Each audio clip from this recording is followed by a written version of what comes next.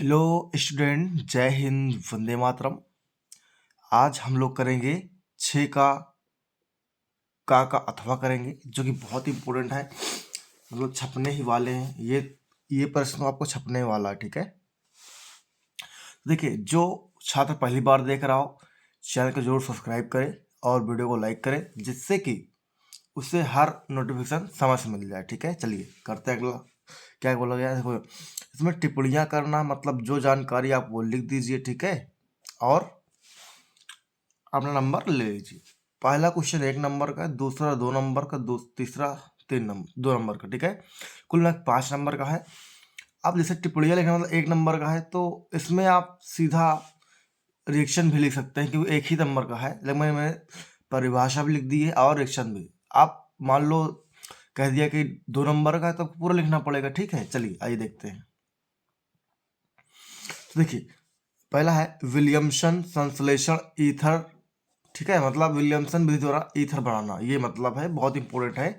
चलिए देखिए, सर्वप्रथम विलियमसन ने, मतलब वैज्ञानिक है, विलियमसन ने इस विधि द्वारा ईथर को प्राप्त किया था, ठीक है। ईथर को प्राप्त किया था, इसीलिए इसे क्या बोलते हैं, विलियमसन ईथर संश्लेषण कहते हैं।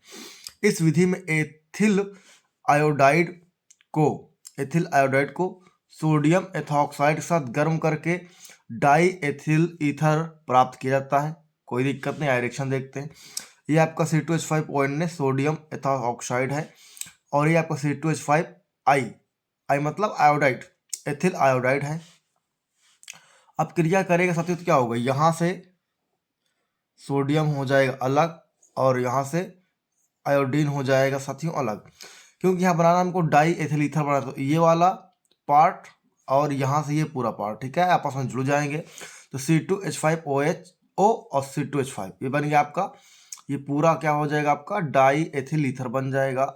और यहाँ से आई और सोडियम बाहर निकल जाएगा, वो क्या बन जाएगा, आपका सोडियम आयोडाइड बन जाएगा। चलिए नेक्स्ट टॉपिक देखते हैं।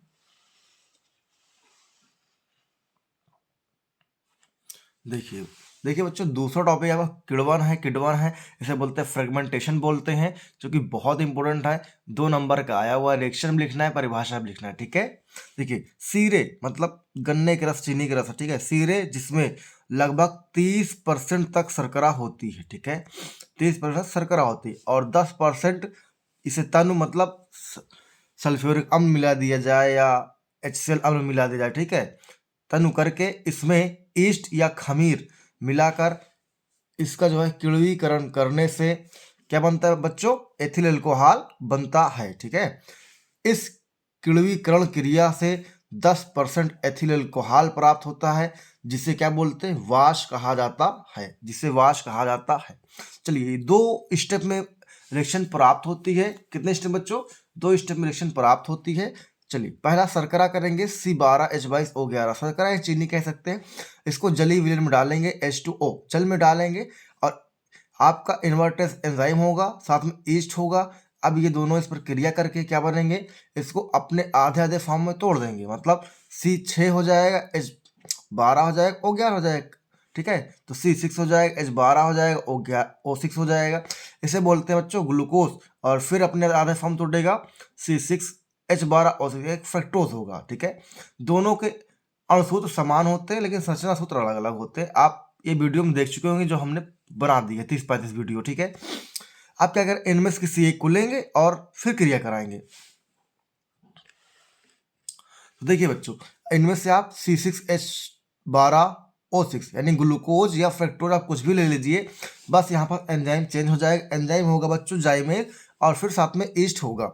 अब ये क्या करेगा, कार्बन डाइऑक्साइड और एथिल अल्कोहल देगा, C2H5OH, साथ में CO2 दे, कार्बन डाइऑक्साइड, जो गैस के रूप में बाहर निकल जाएगी। और इसको बराबर करने के लिए बच्चों 2 से गुणा यहाँ कर देंगे, 2 से गुणा यहाँ कर देंगे, ठीक। और ये कितने % होता है, 10% प्राप्त होता है, ठीक है। चलिए अगला क्वेश्चन करते हैं, बहुत इंपॉर्टेंट है। तो देखिए बच्चों, तीसरा क्वेश्चन होगा आपका, पायरोलिग्नियस अम्ल से मिथिल अल्कोहल प्राप्त करने की विधि, ठीक है। मिथिल अल्कोहल प्राप्त करने की विधि होती है। तो आइए अब आगे इसमें समझते हैं क्या क्या करना है।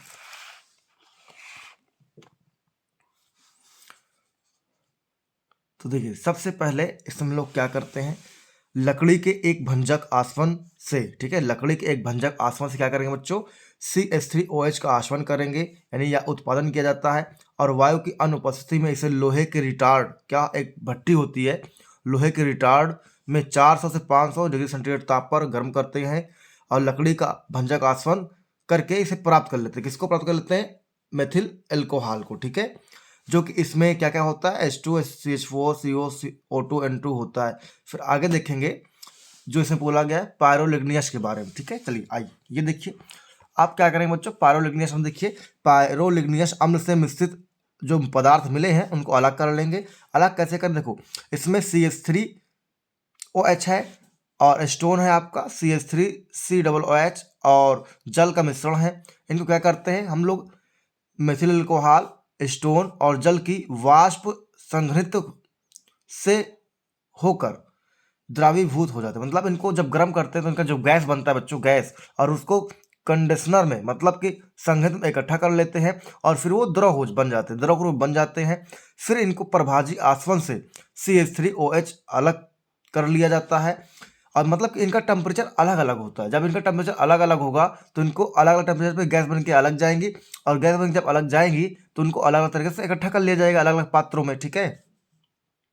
फिर देखिए यहाँ कह रहा कि प्राप्त CH3OH को कास्ट स्प्रिट कहते हैं, ठीक है। क्या कहते हैं, कास्ट स्प्रिट कहते हैं, जिसमें 70 से 80% मेथिल एल्कोहल होता है। ये होगा कंप्लीट आपका रिएक्शन, देख लेते हैं, ठीक है। चलिए नेक्स्ट वीडियो में नया टॉपिक करेंगे जो होगा 7वां क्वेश्चन होगा। मिलते हैं बच्चों नेक्स्ट। जय हिंद, वंदे मातरम।